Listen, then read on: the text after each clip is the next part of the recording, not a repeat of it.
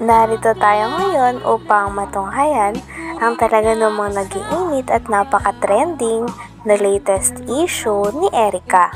Sa pagpapatuloy ng ating istorya ay tumuloy na nga ulit si Kalingap Val Santos Matubang sa bahay nila Ate Erica at na-interview nga niya muli ang lolo ni Ate Erica pati na rin ang tita nito.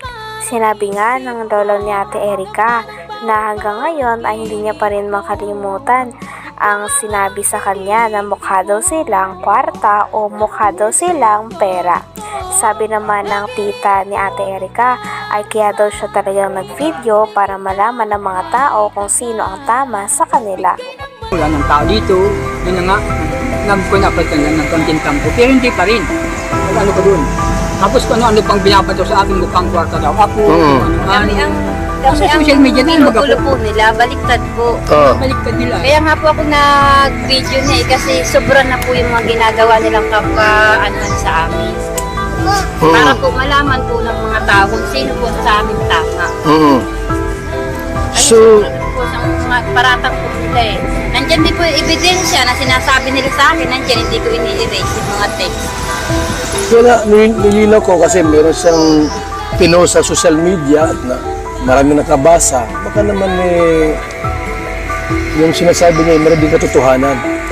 Kaya pumunta ako dito. Hindi po kami natatakot, Kuya Bal. At ang Nakakatotohanan lang. totoo niya, tututusan niya. Ako ang marunong akong magkuhan sa Yan Kuya Bal, babae na yan. Ito yun. Opo, yan. Ay, ito yan ha. Opo, yan. Ito yan ang mga kalingap po. So yan o. butong ginawa. Pinakita pa nga ni Kalingap Val Santos Matubang ang picture ng naninira kay Lolo Miguel at sa tita ni Ate Erica pati na rin sa buong pamilya nila. At sinabi nga ni Lolo Miguel na hindi naman totoo ang kanilang mga pinagsasabi at kaya nga daw nag-video na ang tita ni Ate Erica nang sa ganon ay malaman ng mga tao ang mga kasinungalingan na sinasabi sa kanila. Talagang nagagalit na nga si Lolo Miguel dahil napakaraming sinasabi na hindi totoo dahil sa kanila, lalo na nung lumabas pa ang isang post ng isang babae na involved din sa pag-aaway ni Ate Erica at ng kanyang pamilya. Ano? Nakialam sa buhay ninyo. Hindi ko po alam. Lagi po Ewan ko kausapin na, nila eh. Ano? Ano sinisira-siraan kayo? Hindi ko po nakikita. Ngayon lang yan. Ngayon ko lang natin sa telepon. Yung pong sabing ano niya, yung syuta po niya. Sino shoota? Ano, Shoot. ang pangalan. Jowa nito? Jowa po niya. Ah, may jowa ito, tumboy? Ano pangalan? Si Amy. Basta yung kung nagpunta dito po ng mga ilang. May girlfriend. Opo. Yun po ang nagpunta dito. Yun po ang nag-ano. Pero mabait naman po yun. Mabait naman yon. Pumunta rito. Punta dito. Anong ginawa rito? Yun po, nagpunta po dito nung nandito pa po nung sila Erica na nakatira. Po, yung mga- Mayroon pa lang jowang tomboy. Wala mo bang pakialam dyan kung may jowa ka o wala. Pero mabait po yun. Yan lang. Ngayon, kanong pera yung ginamit? Pera nila o pera ni Jim Ed? Kaya yun eh. Yun ay po yun. Kami po ang magpapatunay po doon. Grabe at todo nga ang pagsalungat ng lolo ni Ate Erica sa mga message at post na binabasa sa kanya ni Kalingap Val Santos Matubang. Talagang walang katotohanan daw ang mga ito dahil lang totoo daw ang sinasabi nila. Talagang hindi nga din daw sila natatakot dahil alam din nila sa sarili nila na nagsasabi sila ng totoo.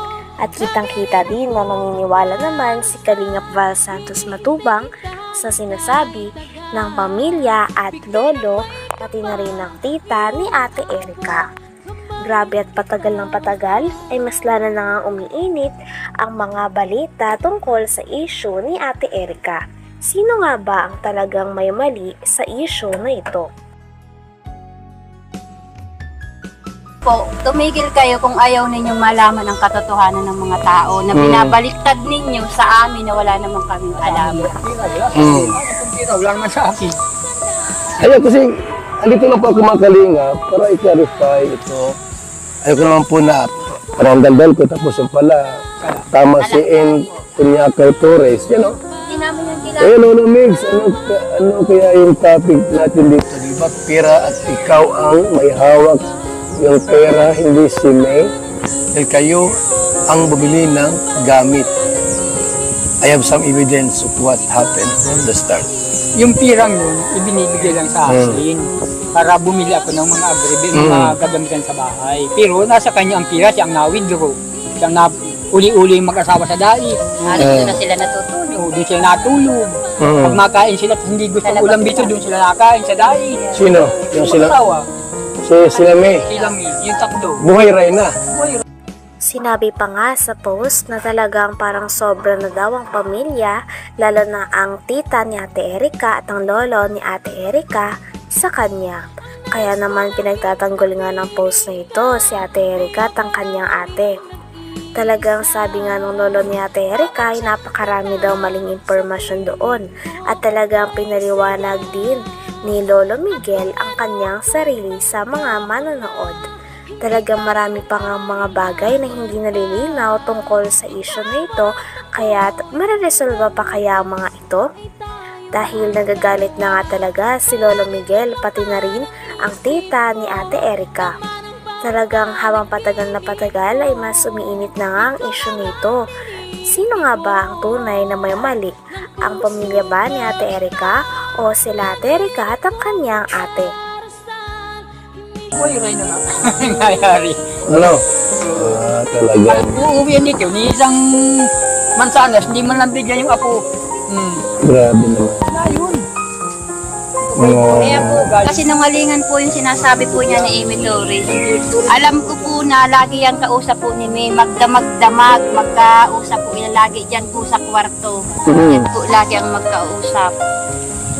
Saka si Sheila May. Umpisa pa po nung hindi pa po luminitaw si Sir John A, magkausap na po yan. Hanggang dumating si Sir John A, sila na po lagi ang magkausap hanggang ngayon.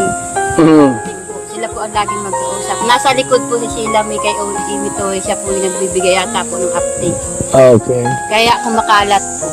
Bibigyan ng mga salita para kumalat sa kanila. Parang tinatakot pa kayo ah. Ay, Nandiyan po yung si Kuya Bal yung yung text nila na kami, gutom na aso, nandyan. Kunin mo daw. Tingnan natin. Kunin mo daw para Pinag-usapan din nila ang mga natanggap ni Ate Erika at ng kanyang ate na mula kay Sir Jun A. Kasama na nga ang pabahay, pati na rin ang NMAX na motor, pati na rin ang tricycle na tulong sa kanila. Grabe at napakarami nga natulong ni Sir Jun A kay Ate Erika at sa kanyang ate.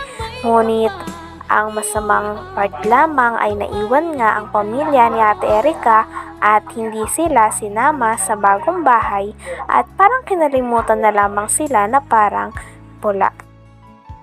motor. Naka-Erika po. Siya po Ginagamit niya. Ngayon, yung pira dito sa pagawa ng bahay, kaninong pira yan?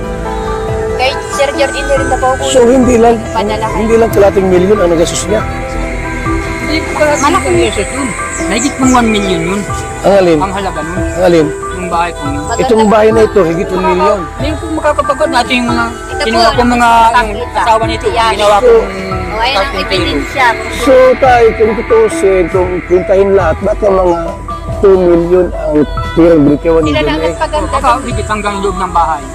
Hindi, kasi may Inmax pa. May motor, sidecar, may lupa pa sa dait. Grabe, mayaman si John A. pala, no?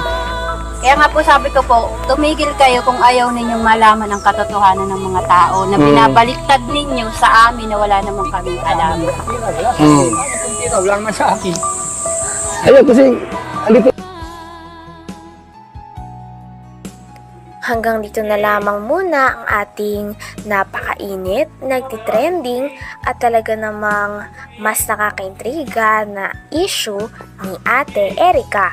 Maraming salamat sa inyong panonood. Hanggang sa muli. Bye!